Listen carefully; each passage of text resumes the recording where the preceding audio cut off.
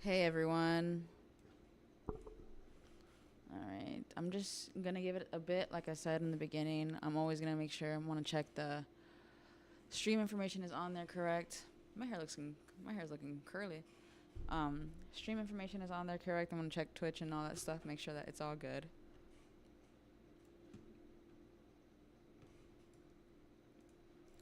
How are you guys doing today? Let me see.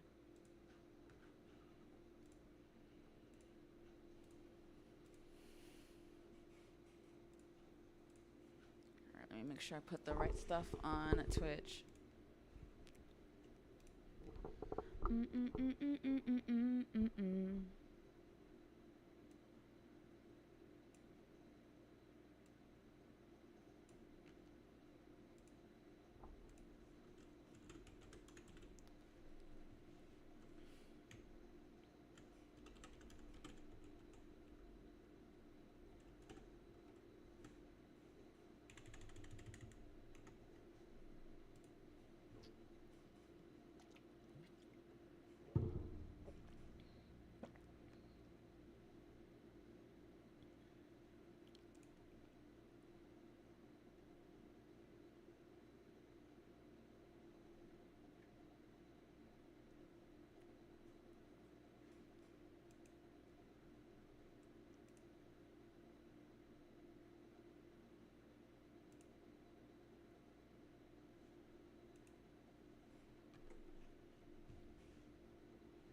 Mm-mm-mm-mm-mm-mm-mm.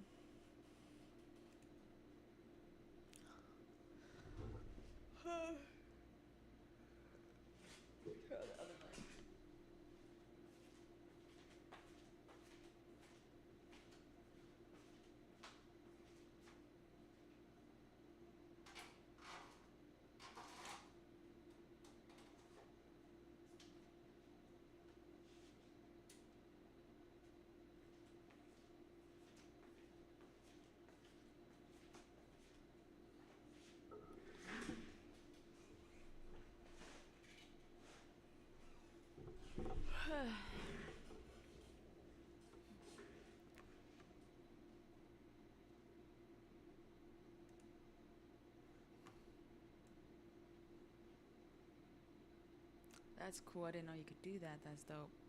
I just changed the layout of my OBS. All right. So where were we last yesterday? What were we? I'm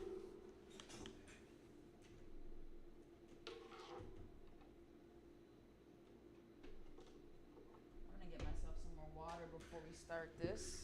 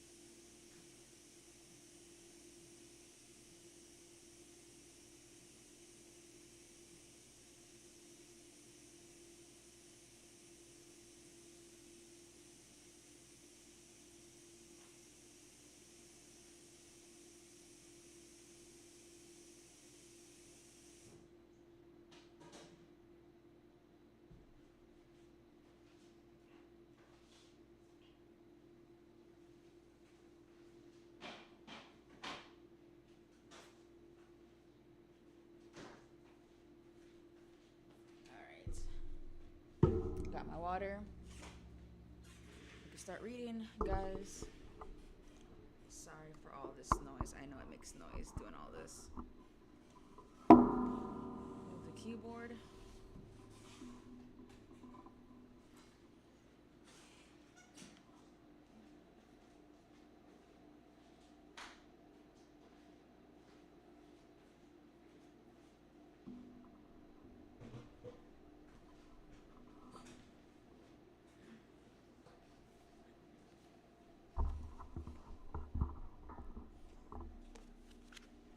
So yesterday we read part four, chapter four of this version of the manifesto. I included the link to the version that I'm reading, because this version that I'm reading has quite a bit of like things before it. Kind of like, for example, we have a preface, we have an introduction, we have a chapter called "The Specter of Communism," where it kind of like lays out everything. Then, like I said, yesterday we read the Communist League. We learned about the Communist League and how, we had different people with different ideas coming in and all that stuff. Um, we had different Christian values and about how they were thinking about how communism should be rooted like in Christian values and all that stuff, yada yada.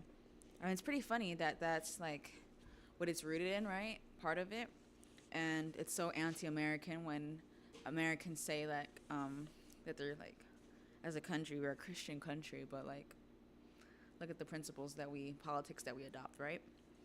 So, we are in chapter 5, Engels' contribution. All right. Frederick Engels was a vital intermediary between London and Brussels in the process of devising the new communist credo. As eldest son and presumptive heir to his father's textile firm, Ehrman and Engels, Engels had begun his lifelong collaboration with Marx in Paris in the summer of 1844. Both had been active among the young Hegelians, the radical philosophical grouping that had grown in Prussia during the preceding 8 years. But during the preceding 2 years, any semblance of unity within the movement had disappeared. At their meeting in Paris, Engels and Marx had agreed to write a joint work, The Holy Family, setting out their disagreement with other young Hegelians. Engels had stopped off in Paris on his way back to the parental home in Barmen after a 2-year stay in Manchester representing the family firm. Back in Barmen, he spent 6 months writing up his famous study, The Condition of the Working Class in England, and then in April 1845, left for Brussels to join Marx. Just thinking about it, these people back in the day, their hobbies were writing books. Like, this is what people were doing without TV and all that stuff. People were writing books. Media has fucked us up, man. It's all messed up. Engels' main role during the years between 1845 and 1848 was political and journalistic, ostensibly traveling for the purpose of research and continuing to rely upon an uncertain allowance from his father. Engels wrote extensively in the political press and worked among German artisan and communist groups in Brussels, Paris, and London. Unlike Marx, who had been banished from Paris, Engels could move freely between these cities and act as a roving advocate for their shared position. It was therefore as an emissary from the Brussels Communist Correspondence Committee that Engels had put forward the original draft of a Communist Confession of Faith. As the first Congress of the newly named Communist League, held in London in June 1847. In September of that year, he almost certainly contributed to the first and only number of League's intended newspaper, Die Kommunistische Zeitschrift, that's German, the communist newspaper. And it is likely that he suggested the new watchword of the League, Workers of the World, Unite, in place of All Men are Brothers. Later, at a meeting of the Paris branch of the League on 22nd October 1847, Engels proposed a second draft of the Credo, the so-called Principles of Communism, which was accepted in preference to an alternative put forward by Moses Hess. As at the Second Congress of the League, which met in London between 28 November and 8 December 1847 and was attended by both Marx and Engels, this draft appears to have been accepted as the basis of a final version. In a letter written to Marx a week before, Engels provided a brief summary of the principles and suggested that since a certain amount of history has to be narrated in it, they abandoned the cathetical form and called the thing Communist Manifesto. On the Congress itself, he assured Marx, "This time we shall have it all our own way." After the Congress, Marx and Engels spent a few days in London and then a further 10 days together in Brussels before Engels returned to Paris. He did not go to Brussels back until 29 July 1848. And the manuscript of the manifesto was apparently delivered before 1st of February. Only one page of preparatory notes survives, a plan of Section 2, probably dating from 1847. It seems likely, therefore, that Marx wrote up the final version alone in January 1848.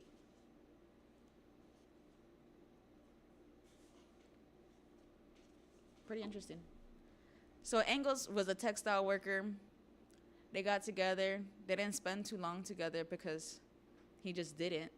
But within that short time that they were together, Engels wrote, Engels spent 6 months in England, right? And he worked on that book, and then he became like a journalist, yada yada, like I said. And then they congregated together at the, what was it? In a meeting in a Paris branch of the League on 22nd October, they proposed a second draft. That's pretty cool.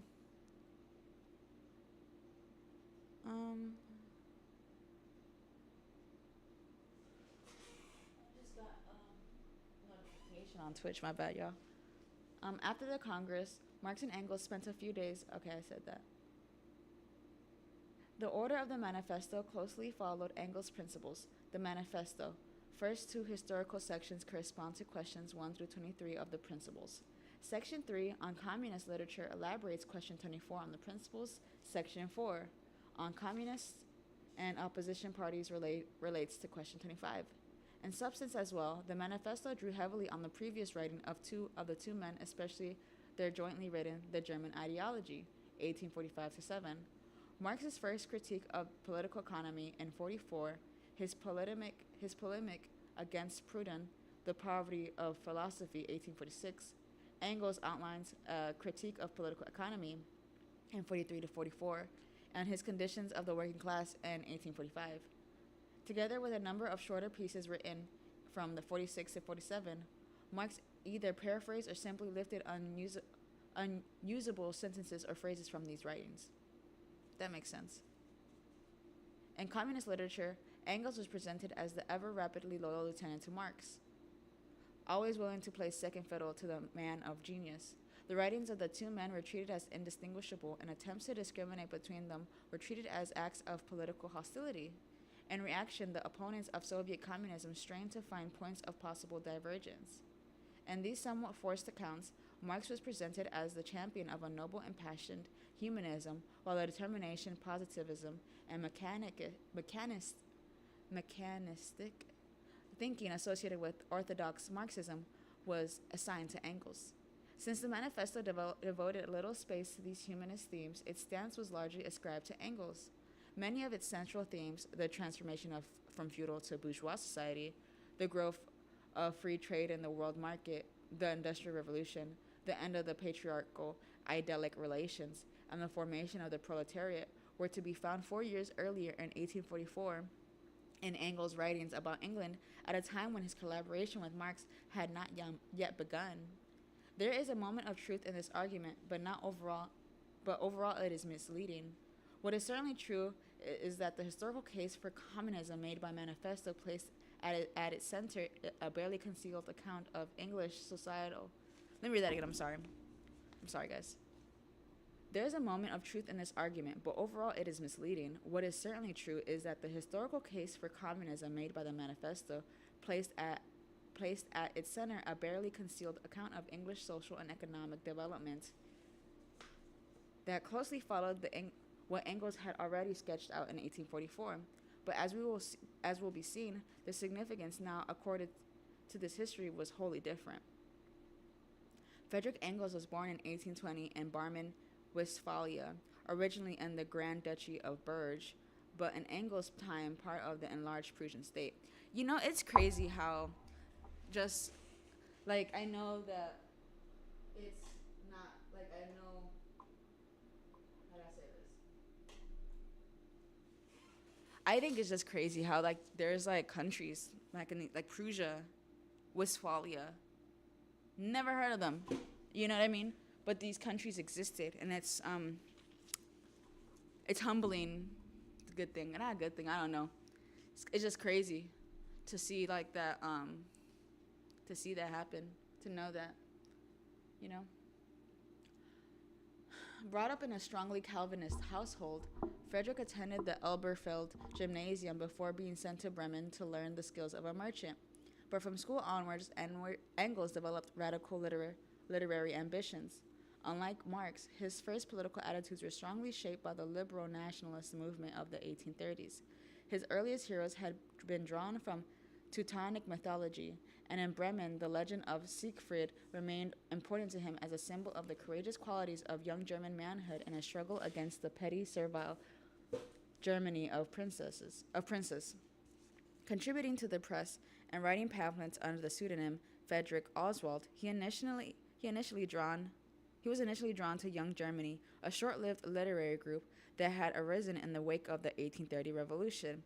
His particular hero was Ludwig Bjorn, a Jewish radical already encountered as the translator of Lamennais, who had gone into exile in Paris at the time of revolution. What attracted Engels to him were his radical Republican denunciations of German princes and aristocrats combined with an equally sharp polemic against the Francophobe tendencies of German nationalism. Engels gravitated towards the young Hegelians after reading David Strauss's Life of Jesus in Bremen towards the end of 1839.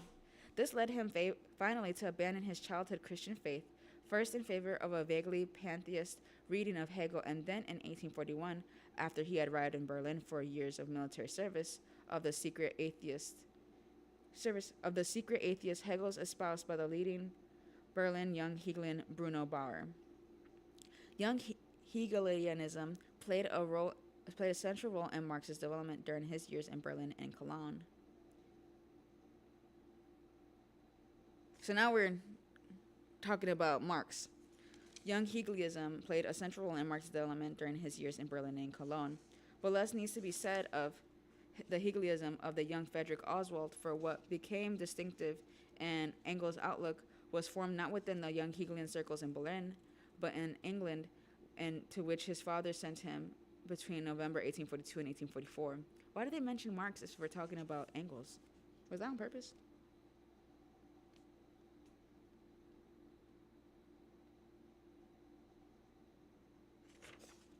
Anyway, I think it's just trying to compare Marx to Engels.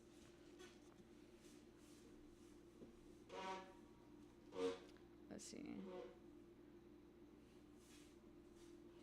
In Berlin, Engels was impulsive, intrepid, and eclectic. Acting the soldier was a way of escaping the family firm for a time and was a move that his patriotic father could hardly refuse. It was also his first chance to get away from his small-town upbringing and savor life in a large city free from the moral surveillance of elders. But peacetime soldiering brought its own forms of tedium. Young Hegelianism offered a more bohemian diversion and a chance to engage with the ideas of the century. As it happened, an important battle provoked by these ideas was just about to be fought in the lecture halls of Berlin. Worried about the unchristian tendencies of Hegelianism, the new Prussian government of Frederick William IV had summoned the Hegel's chair in Berlin, the aged philosopher Schelling, with instructions to root out the dragon seeds of Hegelianism. Engels attended Schelling's first course of lectures, and within weeks of his arrival was publishing pseudonymous pamphlets against Schelling's philosophy of revelation. Engels had no contact with the university and no philosophical training. Disagreements with young Hegelians appeared to have made little impression upon him, until he joined forces with Marx in Paris in the summer of 1844. His journalistic writings showed no awareness of the differences between the views of Bauer and those of Feuerbach. They were simply grouped together as part of a common assault upon Christianity, leading to the replacement of theology by anthropology. In politics, too, Engels was barely touched by Hegel. Unlike most of the other young Berlin Hegelians, he had already become a Republican and a revolutionary Democrat before he became a Hegelian. During his time in Berlin, he still believed he could combine Hegel's philosophy of history with Bjorn's Republican view of politics. In 1842, in a mock epic poem about Bauer's dismissal from the university post co-written with Bruno's younger brother, Edgar, Engels referred to himself as Oswald the Montagnard. Here's a quote. And this is, let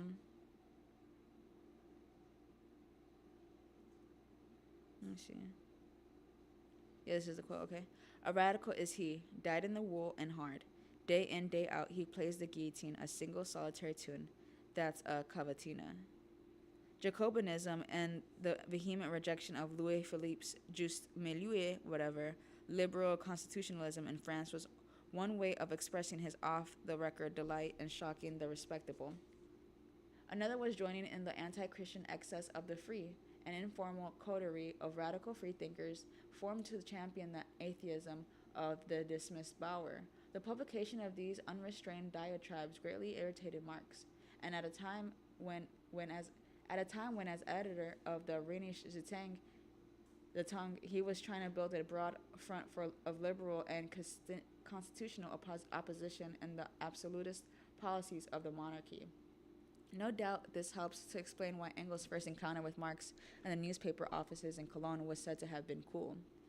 More important was a meeting with the paper's Parisian correspondent Moses Hess. Hess claimed that as a result of Engels' shifted position from Jacobinism to a form of socialism inspired by activist vision of young Hegelianism and Feuerbach's humanism, Hess, the prime proponent of this position, was another philosophical outsider like himself. In the following 3 years, his part in the political and intellectual development of German socialism was central. In different ways, it shaped the positions both Engels and Marx. Sometimes must therefore be said about Hess's own formation. Something must therefore be said about Hess's own formation. Like Engels, Hess was the rebellious son of a manufacturer, a sugar refiner in Cologne, and again, like Engels, he was drawn enthusiastically towards communism and humanism as a replacement for a strong family faith, in his case, Judaism. In the mid-1830s, Hess had traveled to France and in 1837 brought out a radical millenarian work entitled The Sacred History of Mankind by a disciple of Spinoza, effectively the first philosophical espouser of communism in Germany. According to the Sacred History, during the childhood of mankind there had been community of goods and an unconscious harmony between God and man, and in the second period, inaugurated by Christ, this harmony had gradually broken down with the coming of private property and the hereditary principle. The third epoch would witness the restoration of harmony between God and man, and between man and man. The first restoration was heralded by Spinoza's declaration of the unity of nature and spirit, the second by the principle of social equality championed by Rousseau and extended by the French Revolution and communism of Babeuf. I'm going to take a break.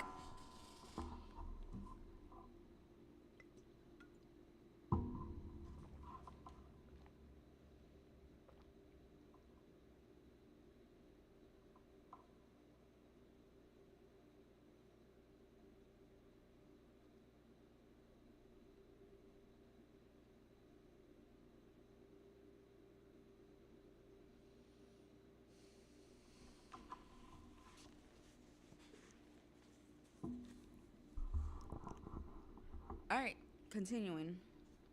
Hess was not a young Hegelian, but in his second book, The European Triarchy of 1841, he tried to articulate his position in Hegelian terms. Hess was attracted not so much to Hegel himself as to a book that reformulated his philosophy in 1838.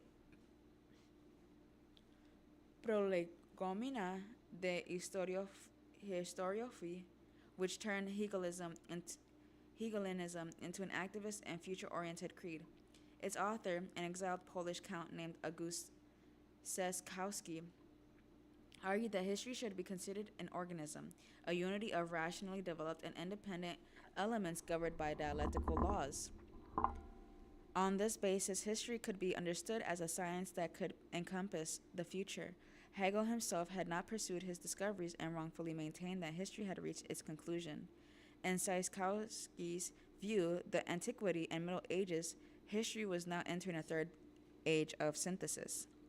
Seskowski maintained that Hegel had considered human activity only in the form of thought and had produced a philosophy of contemplation. By combining thought with a mere activist notion of will derived from Fichte, Hegelism could be refashioned into an action-oriented philosophy for the future. The coming third period of humanity would be governed by this unity of knowledge and action, which Seskowski called praxis of the deed. Now that humanity could understand its own history and the laws of its historical development, it could act in full knowledge of its vocation. As an admirer of Fourier and follower of the ex-Saint Simonian Christian socialist Philippe Boucher Szajkowski defined this vocation in the language of socialism and the new socially oriented millenarian Christianity of post 1830 France.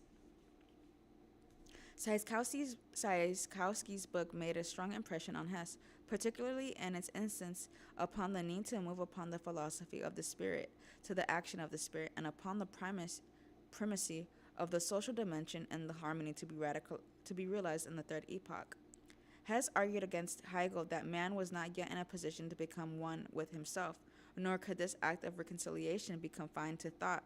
In the coming epoch, oppositions would fade away in every sphere of human activity. Thus, the reconciliation of which Hegel wrote about, could only be realized within a socialist society and under the aegis of a new humanist creed. As Hess conceived it, the movements towards spiritual and social harmony proceeded in parallel. In the European triarchy, progress towards the ultimate harmony was embodied in the emancipatory movement borne by 3 European nations, each in its own characteristic way. The task of Germany, the land of Reformation, was to realize spiritual freedom. That of France, embodied its great revolution, was to attain political freedom. The task of England, now on the verge of social revolution as a result of the mounting contradiction between pauperism and the money aristocracy, was to bring about social equality. In November 1842, when Engels left for England, Hess' prophecy of 1841 seemed literally to be coming true. In the summer, at the height of Chartist agitation and the plug plot riots around Manchester, Hess, acting as a foreign editor of the Rheinische Zeitung, had discerned that the final onset of the approaching catastrophe. Within days of his arrival in England, Engels was written in the same terms. This was the point at which Hess converted Engels to communism. See my bad, y'all. Engels himself defined communism as a consequence of young Hegelianism. In an article written in 1843, he stated that by 1842, young Hegelians were atheist and Republican, but that by the autumn of that year, some of the party contended for the insufficiency of political change and declared their opinion to be that a social revolution based upon common property, was the only state of mankind agreeing with their abstract principles. See my bad. He described Hess as the first communist of the party. During his stay in England, Engels continued his double life. Just as in Berlin, as Frederick Oswald, he had written polemical attacks on the philosopher Schelling, so now he wrote frequently for the English and German radical press and began to collect materials for his book, The Condition of the Working Class in England, which appeared in 1845. A businessman in work and office hours, outside them, Engels developed a relationship with a radical Irish mill hand, Mary Burns, and got to know some of the leading Owenites and Chartists around Manchester. Much of the enduring strength of his work derived from these encounters and from the first-hand observation that resulted from them. Engels followed Hess in believing that in each of the 3 European nations, a thorough evolution of social arrangements based on community of property was an urgent and unavoidable necessity. The English had arrived at this conclusion practically, the French politically, and the Germans philosophically. By reasoning on first principles during his stay, Engels was particularly impressed by the practical perspectives of the Owenites. In the autumn of 1843, he wrote that, in everything bearing on practice, upon the facts of the present state of society, we find that the English socialists are a long way before us. Around the same time, he wrote his outlines of a critique of political economy. Starting from Owenite criticisms of political economy, Engels was the first of the young Hegelians to make this connection with Proudhon's critique of private property. In this essay, the contradictions of political economy were ascribed to the corrosive logic of private property itself, which, after its victory over previous social forms and the triumph of free trade, was now propelling England towards its final social crisis. In subsequent essays, Engels went on to enlarge upon this crisis and its historical causes. The starting point of his diagnosis resembled that of Carlyle. The individualism was dissolving all social ties. After the dissolution of the feudal system, mankind was no longer to be held by force, by political means, but by self-interest, that is, by social means. The abolition of feudal servitude has made cash payment the sole relationship between human beings. Mark, mercantilists had acknowledged the antagonism that underlay buying cheap and selling dear. But Adam Smith had praised commerce as a bond of union and friendship. This hypocritical way of misusing morality for immoral purposes was the pride of the free trade system. Let me read that again. But Adam Smith had praised commerce as a bond of union and friendship. This hypocritical way of misusing morality for immoral purposes was the pride of the free trade system. All small monopolies were abolished so that the one great basic monopoly property may function the more freely and unrestrictedly. By dissolving nationalities, the liberal economic system had intensified to the utmost the let me read that again. I'm sorry, guys. By dissolving nationalities, the liberal economic system had intensified to the utmost the enmity between individuals, the ignominious war of competition. Commerce absorbed industry itself and thereby became omnipotent. Through industrialization and the factory system, the last step had been reached, the dissolution of the family. What else can result from the separation of interests, such as forms the basis of the free trade system? Money, the alienated, empty abstraction of property, had become the master of the world. Man had ceased to be slave of man and had become the slave of things. Let me read all of that again. I'm sorry, guys. I'm going to read all of that again. By dissolving nationalities, the liberal economic system had intensified to the utmost the enmity between individuals and ignominious war of competition. Commerce absorbed industry into itself and thereby became omnipotent. Through industrialization and the factory system, the last step had been reached, the dissolution of the family. What else can result from the separation of interests, such as forms the basis of the free trade system? Money, the alienated, empty abstraction of property, had become the master of the world. Man had ceased to be slave of man and had become the slave of things.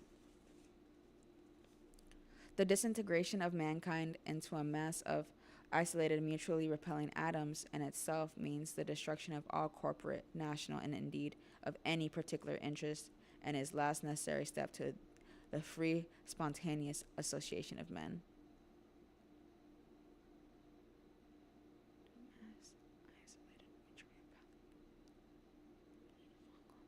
The framework within which Engels developed this picture was that of the crisis and last days of Christianity. The Christian world order could not be taken any further than this. The setting was England because only England has a social history. Only here have principles been turned into interests before they were able to influence history. Following Hegel's philosophy of history, the origin of the present crisis was to be traced back to the Christian Germanic view of the world, whose essential principle was individualistic, abstract subjectivity. After the disintegration of feudalism, this idea had culminated politically in the Christian state. Subjective and egotistical interestedness had been elevated into a general principle, resulting in universal fragmentation and the domination of property. In 18th century England, the social upheaval of the Industrial Revolution and the expansion of trade were proponents of the assembling and the gathering of mankind. I feel like I'm reading some good shit right now. I'm gonna be honest.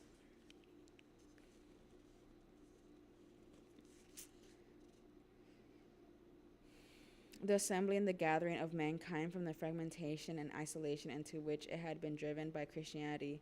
It was the penultimate step forward towards the self-understanding and self-liberation of mankind.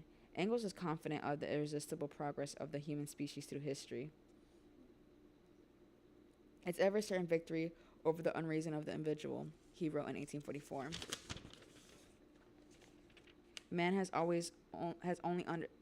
to understand himself and to organize the world in a truly human manner according to the demands of his own nature, and he will have solved the riddle of our time. This is a long chapter, y'all. In the following years, Engels somewhat modified his position on England, and the condition of the working class in England, written up in the winter of 1844 to 5. The focus was no longer simply upon private property, individualism, and social dissolution. This was now counterbalanced by an emphasis upon the redemptive role of the proletariat, a theme he had probably derived from a reading of Marx's essay and the Deutsch German-French annals, and from his discussion with Marx in Paris in 1844 August. The story told in the condition of working class in England derived from the categories of Feuerbach, starting from an account of the bucolic innocence of English pre-industrial textile workers.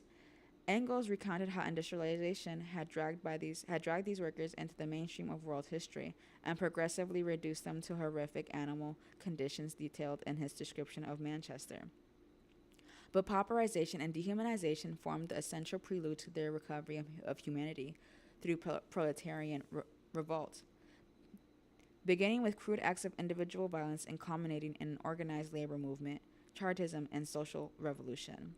Engels still aligned himself with the Owenites, but his view was more critical. In the summer of 1844, he had still believed himself, like the Owenites, that social evils cannot be cured by people's charters. But in the condition of the working class in England, he criticized the Owenites for their disapproval of class hatred and for not discerning the elements of progress and the dissolution of the old social order.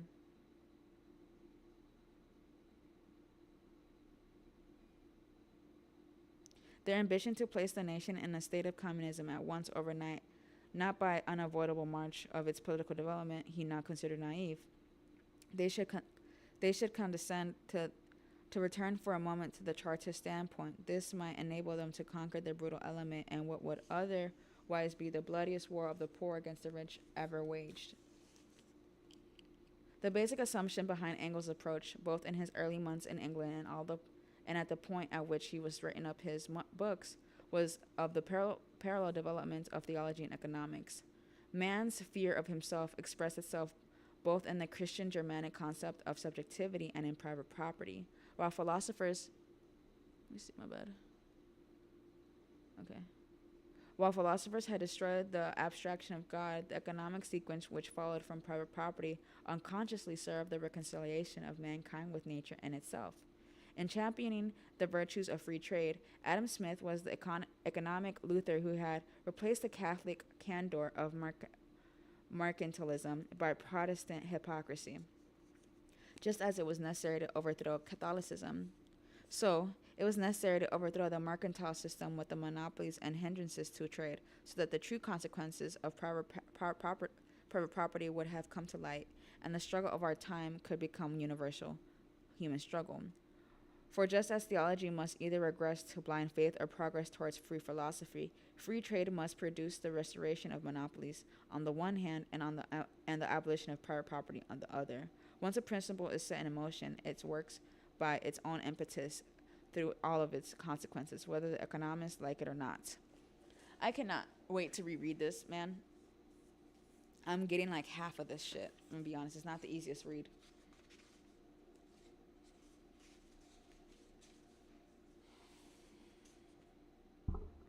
Only England, however, was destined to experience this apocalyptic social revolution. In Germany, Engels was still hoped for a peaceful change inaugurated by the philosophers. In March 1844, he was delighted to report that the readers of the Owenite New Moral World, the most important fact that Dr. Feuerbach had declared himself a communist and that communism was in fact the only practice of what he had proclaimed long before theoretically. Other young Hegelians were denounced because they refused to draw political inferences from other theories. That's dumb. In speeches which he made around the same time to the respectables of Barmen and Elberfeld, together with Moses Hess, Engels also argued that the transition to communism in Germany ought to be a peaceful one. Middle-class audiences were urged to embrace communism on a prudential grounds. Their position, he warned, was being undermined by the polarization between rich and poor, by the impact of competition, and by the chaos resulting from periodic trade crises. As an alternative to revolution, he argued for the benefits of planning and for the gradual introduction of the community system. Interim measures might include free education, the reorganization of poor relief, and a progressive income tax. On these questions, Engels' position changed marked, markedly after April 45, when he joined Marx in Brussels. In Brussels, they worked at length together on their unpublished and never completed manuscript, The German Ideology. This was a second attempt on the part of the 26-year-old Marx and the 24-year-old Engels to clarify what distinguished their position from that of other young Hegelians. A new view of history built upon the relationship between class struggle, the property system, and the development of human productive power dated from this time and provided the manifesto's point of departure.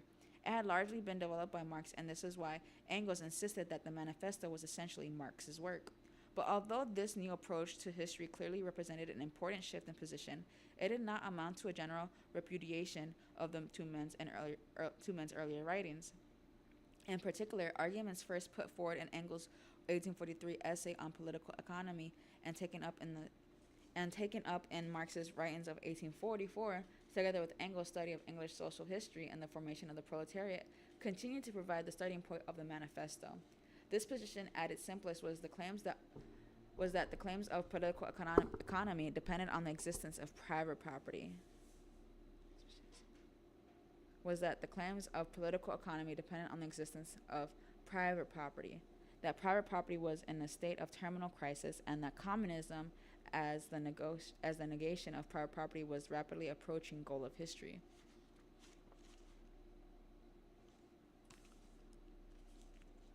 It is true, therefore, that the manifesto's accounts of the transition from the feudal to bourgeois property, of the development of free trade and the world market, and the formation of the proletariat, remain those first sketched out by Engels in 1844 to 45. What changed was overall the theoretical framework within which history was placed. A teleological picture of the inexorable crisis had global transformation remained. But what is depicted and what it depicted had changed. It was no longer a vision of the decline and fall of Christian world order. It was now the analysis of an ostensibly secular socio-economic process. The notion of a final crisis had first emerged in Berlin in young Hegelian discussions about the end of the Christian state. Subsequently, religion had been assigned a more limited role.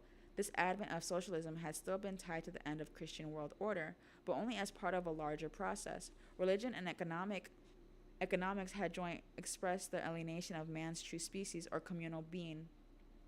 Religion had represented the alienation of man's thought, private property, the alienation of his practical activity.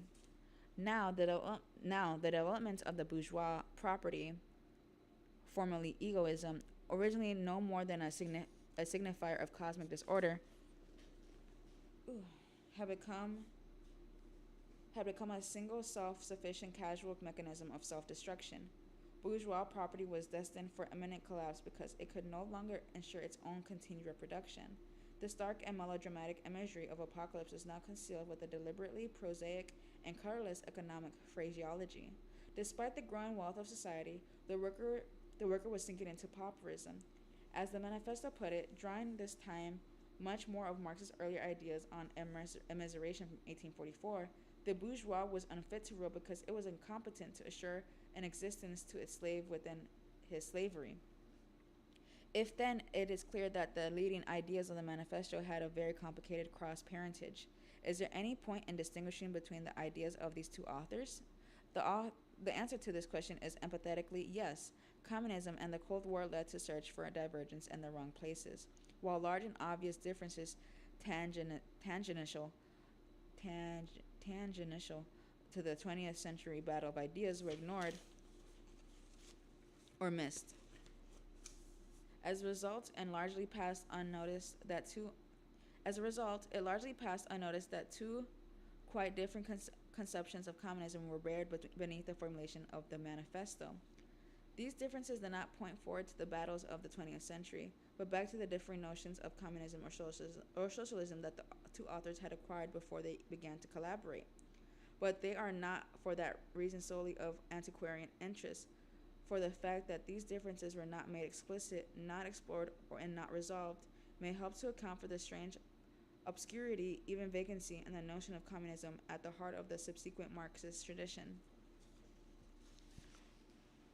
Engels lacked a formal training in philosophy or the history of law, and his reading outside office hours, whether in Bremen, Berlin, or Manchester, he followed his enthusiasm spurred on by his linguistic facility and his reading of radical socialist press. As a result, he was and was to remain much closer to the optimistic expectations and beliefs of what in the manifesto Marx was to call critical utopian socialism. During his stay in England, Engels became strongly attracted to the Owenites and regularly attended their meetings. Around the same time, he also read Fourier, for whom he retained a lifelong enthusiasm. He was drawn, it seems, both by the wit of Fourier's attack on commerce and by his sexual unorthodoxy. Let me see. Don't know what sexual unorthodoxy means.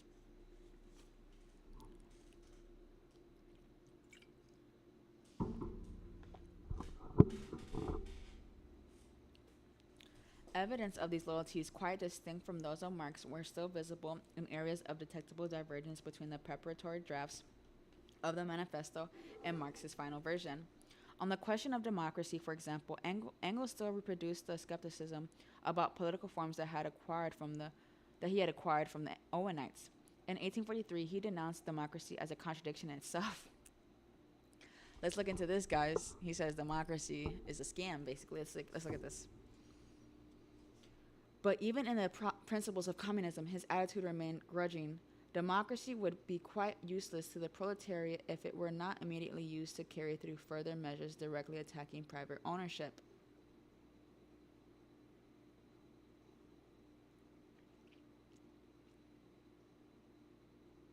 Oh, I get it. The manifesto itself spoke more positively about the need to win the battle of democracy. Conversely, Engels' principles and straightforwardly advocate communism on the grounds that it abolished private property and educated children communally. It thus destroyed the twin foundations of hitherto existing marriage, the dependence through private property of the wife upon the husband and the children upon the parents. In the manifesto, the point about abolishing the dependence of wife and upon the husband disappeared. Perhaps the most obvious point of divergence concerned the status of socialist communities. In Engels' writings, there was repeated advocacy of such communities, but both therefore and after he had decided to join forces with Marx. And the condition he agreed with Owenites' proposals of home colonies of 2,000 to 3,000 people, which would combine agriculture and industry. In his 1845 communist speech in Elberfeld, he advocated large palaces built in the formation of a square to house such settlements. In the same year, he wrote an extraordinary sanguine essay on the success of socialist communities in the United States, drawing his evidence almost entirely from the Owenite press. Finally, the penultimate draft of the manifesto in autumn of 1847 once again proposed the erection of larger palaces on national estates as common dwellings for communities of citizens engaged in industrial as well as agricultural, and combining the advantages of both urban and rural life without the one-sidedness and disadvantages of either. We made it, y'all. We made it. I'm sorry, it's a little bit reading a little quicker. I'm sorry. I'm gonna try to absorb this for real. No hint of this proposal survived into its final version of the manifesto, nor was there a single explicit mention of socialist communities in any of Marx's writings between 1844 to 1848. How different would communism have looked had that proposal remained? In part, the reason for this divergence was to be found in the different types of socialism that had encountered before they began to work together. Unlike Engels, Marx's first acquaintance with socialism had been with that of Saint Simon and the Saint Simonians, and had dated back to teenage discussions in the early 1830s with his neighbor and future father-in-law, Ludwig Westphalen. Saint Simon never mentioned socialist communities, and aside from the brief, divisive, and ill-starred commune of Father Enfantin in Menilmontant in 1831, there had been no Saint Simonian equivalent of Fourier's phalanstery of Owen's village or cooperation. But this divergence went deeper than a single accident of personal biography. For in Marx's writing, the absence of model socialist communities as experimental proof of socialist claims about human nature also went together with a quite different set of historical-based assumptions about the historical eminence of communism throughout the world. This Marxian communism would require neither state, commune, nor judicial framework to enforce it. It drew nothing from the communist egalitarians and very little from Engels or the utopian socialists. Instead, it attempted to infer to advent of a future society beyond private property from the history of property itself.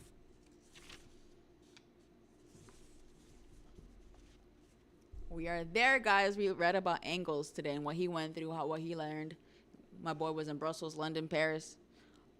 Child of a merchant textile guy.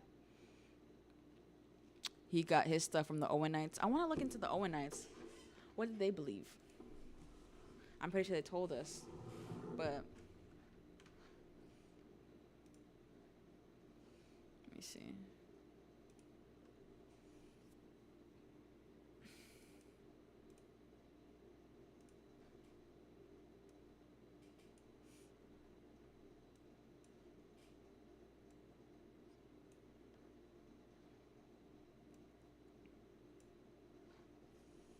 I'm gonna change this camera a bit real quick.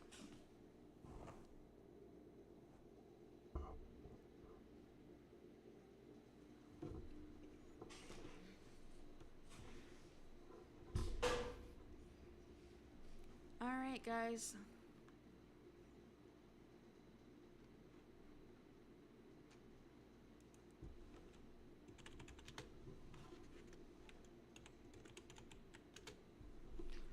Owenism.